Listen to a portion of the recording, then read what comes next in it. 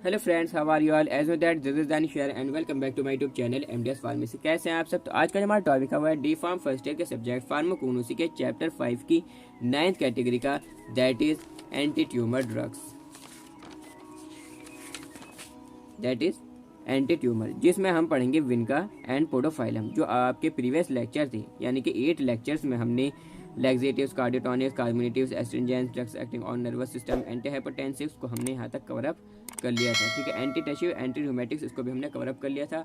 8 lecture में हमने 8 category को कवर अप कर लिया था। आज का हमारा 9th लेक्चर है, जिसमें हम आपकी 9th कैटेगरी को, that is anti tumour category को, और इसमें जो दोनों ड्रग्स हैं विनका एंड पोडोफाइलम, इन दोनों को हम आज के इस पार्टिकुलर लेक्चर में कवर अप कर लेंगे। ओके, तो सबसे पहले देखिए हम ये समझते हैं कि एंटी ट्यूमर ड्रग्स होती क्या है। एंटी ट्यूमर ड्रग्स वो दवाएं, वो मेडिसिन होती हैं जो कि कैंसर के इलाज के लिए यूज़ की जाती हैं। ठीक है, कैंसर के ट्रीटमेंट में जिनका यूज़ किया जाता है उनको हम एंटी ट्यूमर ड्रग्स कहते हैं। बस इतनी डेफिनेशन भी अगर आप लिख देंगे तो ये काफ़ी है। ठीक है, anti tumour drugs are use in the treatment of cancer. Anti tumour drugs वो दवाएं होती हैं जो कि यूज़ की जाती हैं ट्रीटमेंट में कैंसर की। ठीक है, किस चीज़ के ट्रीटमेंट में? कैंसर के ट्रीटमेंट में जिन दवाओं का इस्तेमाल होता है उन हम बोलते हैं anti tumour drugs. The cancer और carcinogenic growth is an abnormal mass of new tissue growing और on part of the body. ठीक है, यानी मैं आपको अगर इजी लैंग्वेज में अगर बताऊँ तो जो कैंसर की सेल होती है वो डिवाइड करती रहती है। फॉर एग्जाम्पल, एक सेल ये है कैंसर की, ठीक है, इसके बराबर में ये सेल ग्रोथ होगी और एक सेल और बना लेगी तो 2 कैंसर सेल हो गई, फिर ये ग्रोथ करेंगे तो ये जो है इसमें सेल डिवीज़न होता रहता है और काफ़ी जो है अच्छा सा टिश्यू यहाँ पर ये बन जाता है। ठीक है, तो ये कैंसर सेल ग्रो करती है तो इसमें ये लिखा हुआ है द कैंसर और कार्सिनोजेनिक ग्रोथ। कैंसर ग्रोथ या carcinogenic growth is an abnormal mass of new tissue.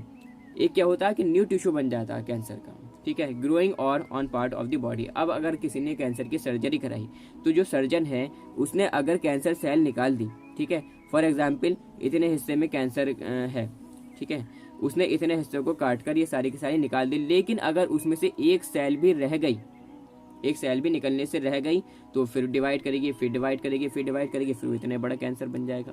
ठीक है, तो ये होता है। ठीक है, तो जो ड्रग्स यूज़ की जाती हैं कैंसर के ट्रीटमेंट में उन्हें हम बोलते हैं एंटी ट्यूमर ड्रग्स। अब इसमें जो फर्स्ट ड्रग है वो है विनका। It is dried. ये विनका आप समझ सकते हैं कि सदाबहार एक तरीके से। ठीक है, अक्सर घरों में आपने देखा भी होगा, ये लगा हुआ होता है वाला पौधा विनका का, सदाबहार भी हम इसको कह सकते हैं विनका। नेट पर देख लेना, आप फोटो देखकर पहचान जाएंगे। बायोलॉजिकल सोर्स इसका क्या है? It is dried whole part of Catharanthus roseus. इसका जो है क्या है? बायोलॉजिकल सोर्स है। कैथरैंथस रोजियस के होल पार्ट को जो है ले लिया जाता है। ठीक है, ड्राइड होल पार्ट को ले लिया जाता है। Belonging to the family, family है इसकी एपोसाइनेसी। केमिकल कॉन्स्टेंट्स में कौन कौन से प्रेजेंट होते हैं?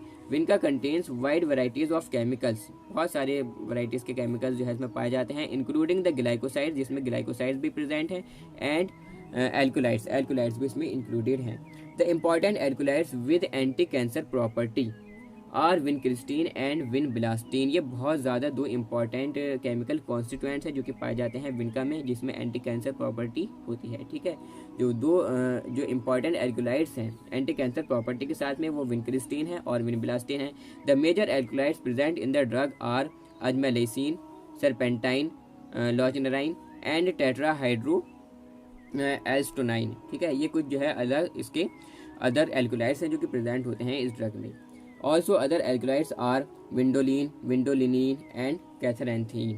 ठीक है, ये इसके कुछ अदर केमिकल कॉन्स्टिट्यूएंट्स हैं जो कि रेस्पॉन्सिबल होते हैं फार्माकोलॉजिकल एक्शन प्रोड्यूस करने के लिए। ओके, नेक्स्ट अब हमारे आते हैं इसमें जो कि सबसे बहुत ज़्यादा इंपॉर्टेंट होती है किसी भी ड्रग की, वो होती है केमिकल कॉन्स्टिट्यूएंट और थेरेपेटिक एफिकेसी। तो थेरेपेटिक एफिकेसी यानी कि इसका यूज़ क्या है?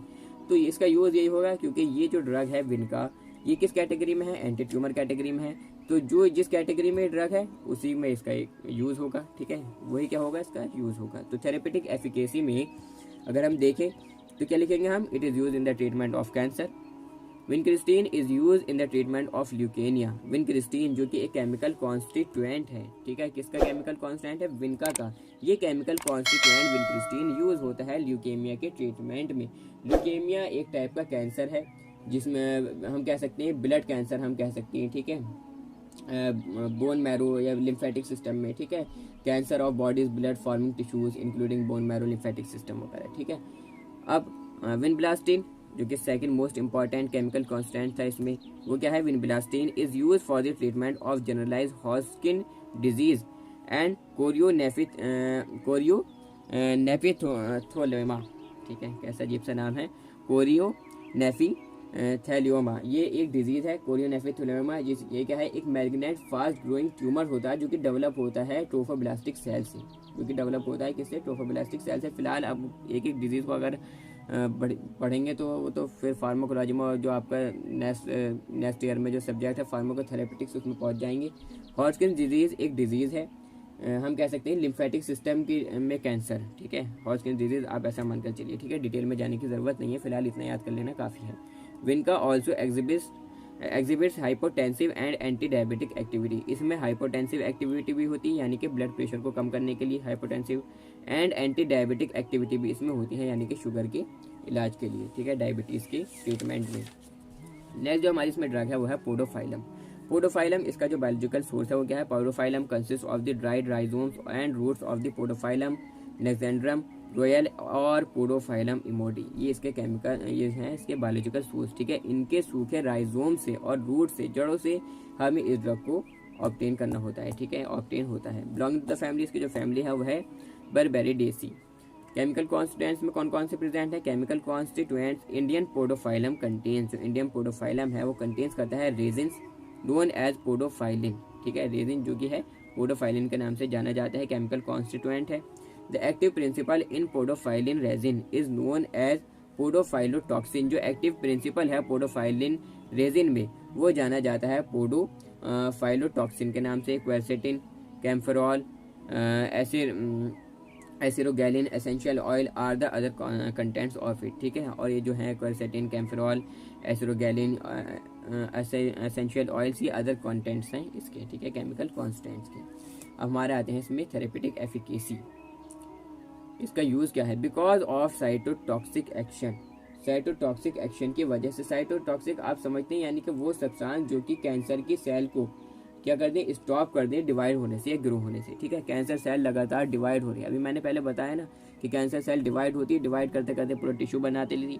अगर सर्जन उस टिश्यू को काट कर निकाल भी दे और अगर एक सेल भी उसमें रह गए तो वो फिर डिवाइड होना शुरू हो जाती। ठीक है, तो ये क्या है कि इसके साइटोटॉक्सिक एक्शन, यानी कि साइटोटॉक्सिक आप समझ सकते हैं कि एक ऐसा सब्सटेंस जो कि स्टॉप कर देता है कैंसर के सेल की ग्रोथ को। ठीक है, या उसके डिवाइड होने को स्टॉप कर देता है। ठीक है, तो इसके साइटोटॉक्सिक एक्शन की वजह से podophyllum is use in the treatment of venereal and other warts. तो जो पोडोफाइलम है वो होता है वेनरल और अदर वार्ड्स के ट्रीटमेंट में। वार्ड्स यानी कि मस्सों के ट्रीटमेंट में इसका यूज़ किया जाता है। इट इज़ ऑल्सो पर्जेटिव आप समझ सकते हैं, लैक्सेटिव। ठीक है, पहले हम इसको पढ़ चुके हैं। कोलेग यानी कि एक ऐसा सब्सटेंस जो कि स्टिमुलेट कर देता है गॉल ब्लैडर के कॉन्ट्रैक्शन को। ठीक है, गॉल ब्लैडर होता है ना पित्ता, उसके कॉन्ट्रैक्शन को इंक्रीज कर देता है। वो कॉन्ट्रैक्ट कर रहा है ताकि बाइल जूस किस में जाए, इंटेस्टाइन में जाए। ठीक है, तो उसके कॉन्ट्रैक्शन को इंक्रीज कर देता है वो। एंड बिटा टॉनिक आप समझते हैं यानी कि जो डाइजेशन में हेल्प करे। It is use in semi synthetic production of etoposide. और इटोपोसाइड हम कह सकते हैं कि ऐसा एक एक्टिव इंग्रेडिएंट है जो कि यूज़ होता है अदर ड्रग्स में ट्रीट करने के लिए कैंसर लंग सेल को। ठीक है, या हम ऐसे कह सकते हैं ट्रीट करने के लिए certain type of lung cancer. ठीक है, अलग अलग तरह के लंग कैंसर को ट्रीट करने के लिए ये जो यूज़ किया जाता है उसे हम एटोपोसाइड बोलते हैं। तो इसके सेमी सिंथेटिक प्रोडक्शन में इसका यूज़ किया जाता है। ओके, तो नेक्स्ट जो हमारी इसमें देखिए कैटेगरी होगी वो होगी एंटी डायबिटिक, जो कि आपकी 10th कैटेगरी है, 10वीं कैटेगरी है, जिसको हम लेक्चर 10th में कवर अप कर लेंगे। ओके, तो आज के लिए बस इतना ही। Thanks for listening carefully, that's all.